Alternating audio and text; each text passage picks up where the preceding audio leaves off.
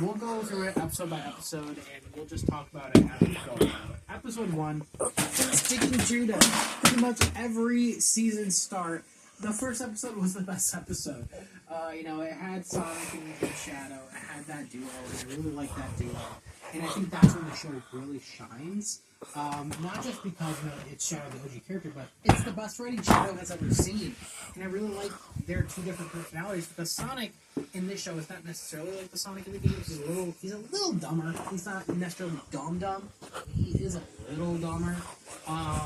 And when he's paired up with his bright sunshine quirks, paired up with Shadow, and they're very edgy, very blunt, very bright.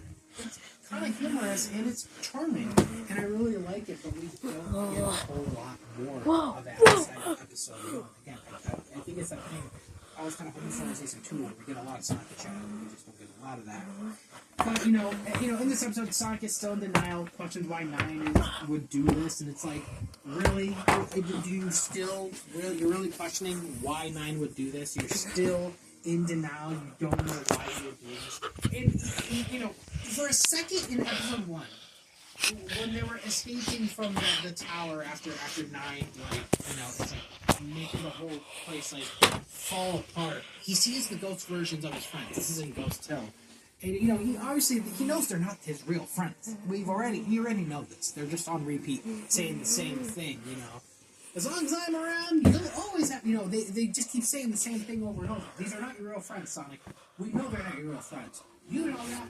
I know that. We're not stupid. And for a quick second, while the world is falling apart around him, Sonic stops to try to save them, and Shadow literally looks at him and is like, "Are you fucking serious? Let's go. They're not your real friends." And Sonic's go. Like, "You're right." And then it's like, dude, what is this? Why is Sonic like this in this show? It's so frustrating. Like, I get Sonic would never abandon his friends, but those are not your friends, and you know that. It's just, what the hell? If he looked at his friends and was sad, like, alright, let's go, I get that. But he legit stopped in his tracks and was willing to die to save his ghost version of his friends that are not really his friends.